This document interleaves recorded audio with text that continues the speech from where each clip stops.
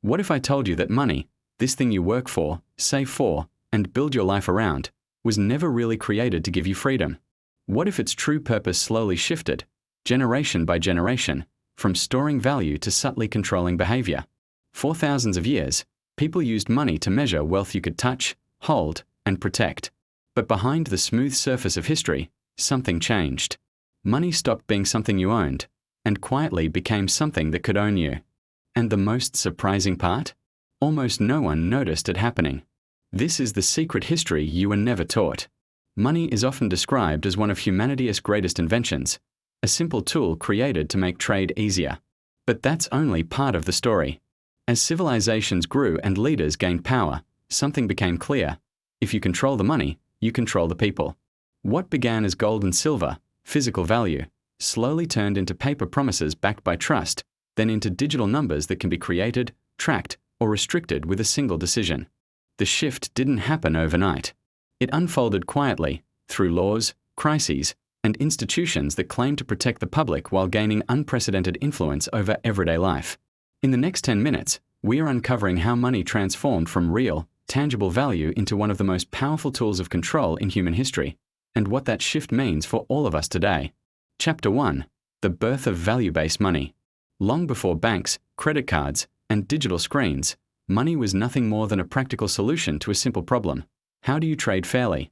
In early human societies, everything revolved around barter: grain for tools, cattle for clothing, labor for shelter. But barter was slow, inconsistent, and dependent on finding someone who wanted exactly what you had. So communities began gravitating toward objects that held universal value: shells, beads, metals. Over time, gold and silver stood out because they didn't rust, rot, or disappear. They were rare, portable, and easily measured. This was the first era when money truly meant value. If you held it, you owned wealth. No king, no government, no institution could change its worth with the stroke of a pen.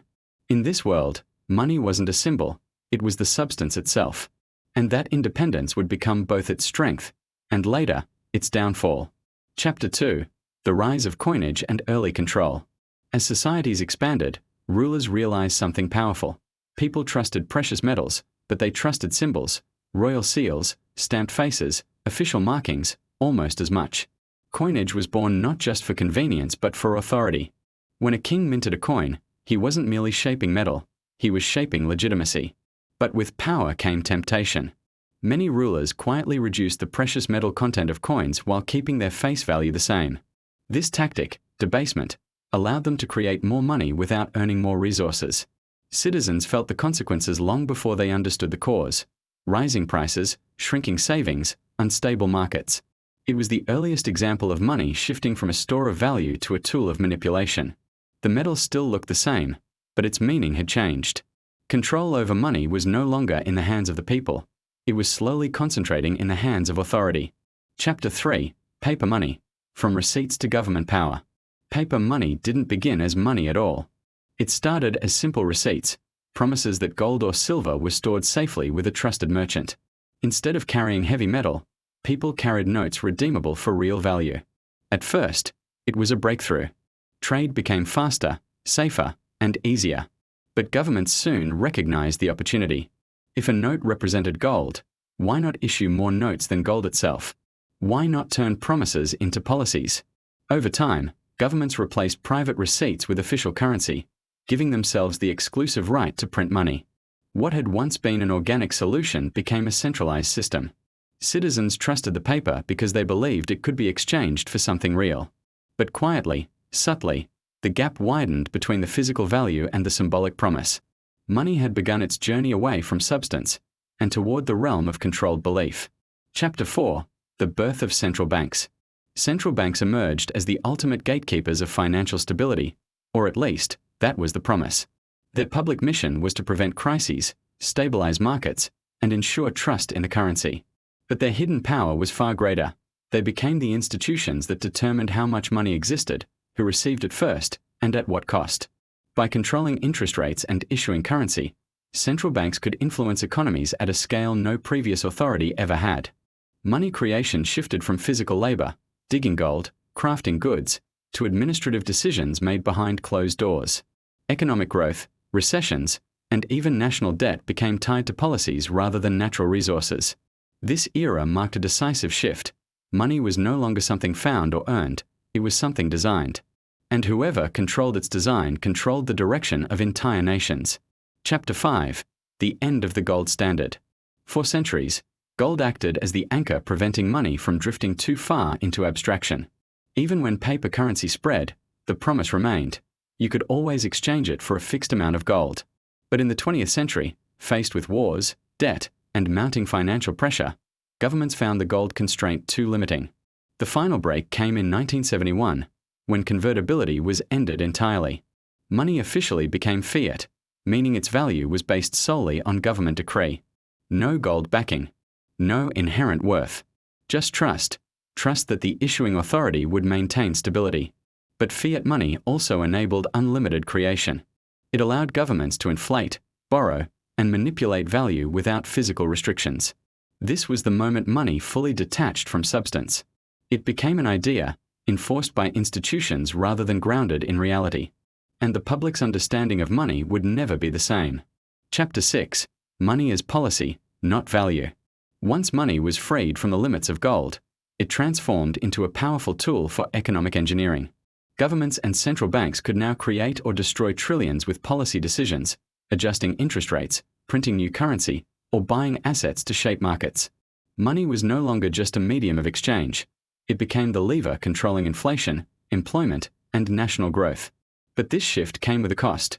The stability people once relied on gave way to cycles of booms and crashes. Savings eroded over time, debt soared, and markets became increasingly dependent on the decisions of a small group of policymakers. The value of money was no longer determined by scarcity or effort but by strategy and agendas. For the first time, people weren't just using money, they were being managed through it. And most didn't even realize it was happening. Chapter 7. The Digital Revolution. Tracking every transaction. The arrival of digital money marked another profound transformation.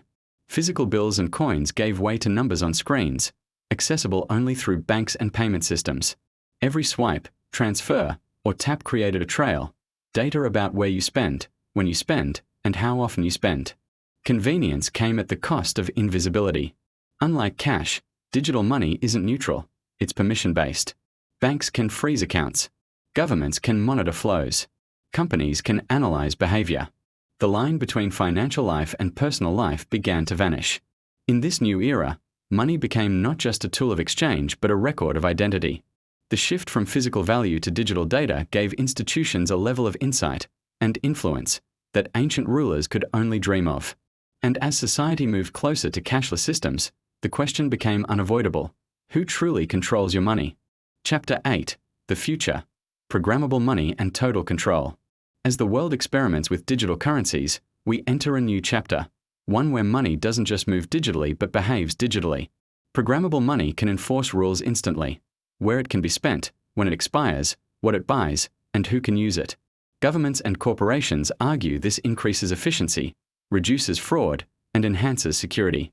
But beneath the surface lies the most significant shift in monetary power in human history.